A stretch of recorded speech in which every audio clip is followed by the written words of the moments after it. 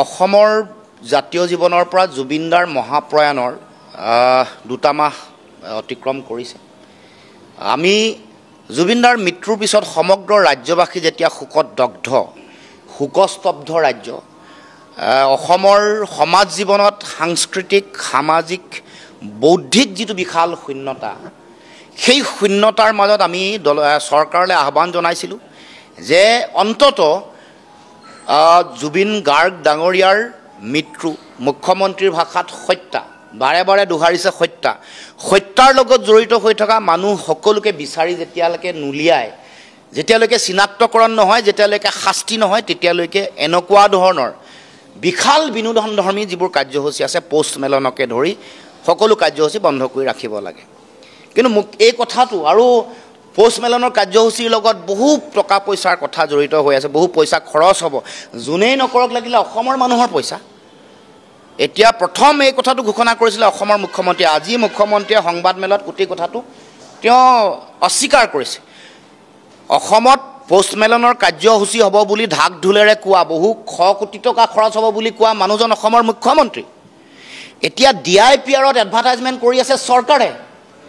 গতিকে পোষ্ট মেলনৰ তাৰপিছত মুখ্যমন্ত্ৰীয়ে এতিয়া কৈছে যে তেওঁলোকে অনুষ্ঠান আয়োজন কৰা নাই। অসমৰ পৰ্যটনৰ লগত জড়িত হৈ থকা পৰ্যটন মন্ত্ৰী, পৰ্যটনৰ লগত জড়িত হৈ থকা অধ্যক্ষগৰাকীয়ে ফিল্ড তেওঁলোকে চাইছে, চাই পিনে তেওঁলোকে কৈছে যে তেওঁলোকে হেনো, এতিয়া মুখ্যমন্ত্ৰীয়ে কৈছে নাই কৰা।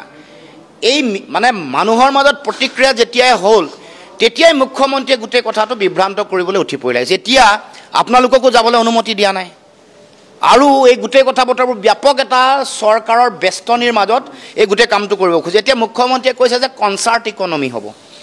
আমি পোষ্ট মেলন নামৰ সংগীতজ্ঞগৰাকীৰ আমি বিৰোধিতা কৰা নাই, আমি সময়টোৰ কথা কৈছোঁ। যিহেতু জুবিনদাৰ অসমৰ জাতীয় জীৱনৰ আৱেগ, জুবিনদাৰ মৃত্যুৰ পিছত এই আৱেগৰ লগত যদি আপুনি কয় যে দীপাৱলীৰ ফটকা ফুটুৱাবৰ কাৰণে যদি উৎসাহিত কৰে, সেইটোৰ লগত পোষ্ট মেলনৰ কাৰ্যসূচী পতাৰ কথাটোৰ কোনো পাৰ্থক্য নাই। গতিকে মুখ্যমন্ত্ৰীয়ে জনা দৰকাৰ যে আমি কি ক'ব খুজিছোঁ। সৰু শিশুৰ দৰে মানে নুবুজা ধৰণে কথাবোৰ নক'ব। আজি কৈছে যে বিৰোধিতা কৰা আছাম মানুহে আছে, আমি বিৰোধিতা কৰা নাই। আমি পোষ্ট মেলন আহে, ইয়ালৈ বিয়ন্স আহে, ইয়ালৈ জোন আহে, চাকিৰা আহে, আমাৰ আপত্তি কৰিব লগা কথা নাই। মানে শ্বিলঙলৈ নগৈ অসমত ৰাখে, শিৱসাগৰত ৰাখে, ডিব্ৰুগড়ত ৰাখে। কিন্তু এতিয়া আমাৰ জাতীয় জীৱনত জুবিন গাৰ্গ ডাঙৰীয়াৰ যি সময়ত এটা ৰহস্যজনক হত্যা হ'ল, য'ত সন্দেহ কৰিছে যে আপুনি কৈ থকা মানুহবোৰৰ উপৰিও আৰু মানুহ আছে। ছিংগাপুৰত যি সময়ত মৃত্যু হৈছিলে সেই সময়ত উপস্থিত থকা মানুহবোৰক আপুনি কৰায়ত্ব কৰি আনি জেলত থ'ব পৰা নাই। আৰু আপুনি হত্যা বুলি কোৱাৰ পিছত আমাৰ সন্দেহ হৈছে যে হত্যাত আপুনি কৈ থকা কেইগৰাকীমান মানুহেই নহয়, ডাঙৰ শক্তি জড়িত হৈ আছে। এই বুলি আমাৰ সকলোৰে মনত এইটো চিন্তা আহিছে। ডাঙৰ শক্তি জড়িত হৈ আছে, ডাঙৰ মানুহ জড়িত হৈ আছে। হত্যা যদি হয় এইটো এটা ডাঙৰ ইয়াৰ এটা ৰহস্য থাকিব আৰু কাৰোবাৰ লক্ষ্য থাকিব এনেকুৱা এটা হত্যা কৰিবলৈ। গতিকে মুখ্যমন্ত্ৰী এইবোৰ কথা নজনোৱাকৈ, এইবোৰ কথাৰ এটা পুংখানুপুংখভাৱে বিচাৰ কৰি ইয়াৰ যেতিয়ালৈকে এটা আমি গম পোৱা নাই অসমৰ ৰাইজে, তেতিয়ালৈকেহে আমি পোষ্ট মেলনৰ কাৰ্যসূচী বন্ধ কৰিবলৈ কৈছিলোঁ। আৰু পোষ্ট মেলনৰ কাৰ্যসূচী বন্ধ কৰি জুবিন গাৰ্গ ডাঙৰীয়াৰ নামত সংগীত বিশ্ববিদ্যালয় পাতি যাতে দায়িত্ব পালন কৰে অসমৰ সাংস্কৃতিক জগত। কাৰণ অসমৰ সাংস্কৃতিক জগতৰ শিল্পীসকলে বলিউড তেওঁলোকে দপদপাই আছে, দখল কৰি আছে।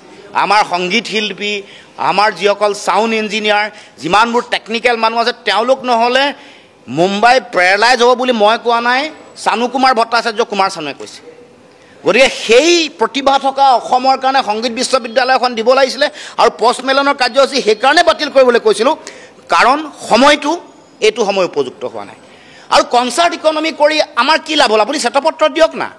আপুনি যে লেকচাৰ মাৰি আছে, মিডিয়া দেখিলে আপুনি ৰ'ব নোৱাৰা হৈ যায়। এই যে লেকচাৰ মাৰি আছে, আপুনি কনচাৰ্ট ইকনমিৰ নামত শ্বেতপত্ৰ প্ৰকাশ কৰি কওক। এইবোৰ দিলসিং দোচান নে কোন আছিলে, কোন আহিছিলে? আপোনাৰ পত্নীৰ হেৰিত এয়াৰ ৰেহমানক মাতিছিলে নহয়, E7 নে কোনোবা আয়োজন কৰিছিলে। এইবোৰত কিমান ধন আপোনালোকে লাভ কৰি অসমক অৰ্থনৈতিকভাৱে শক্তিশালী কৰিলে, এইবোৰ হিচাপ দিয়ক আমাক। কথা কৈ থাকিলে নহ'বতো এনেই।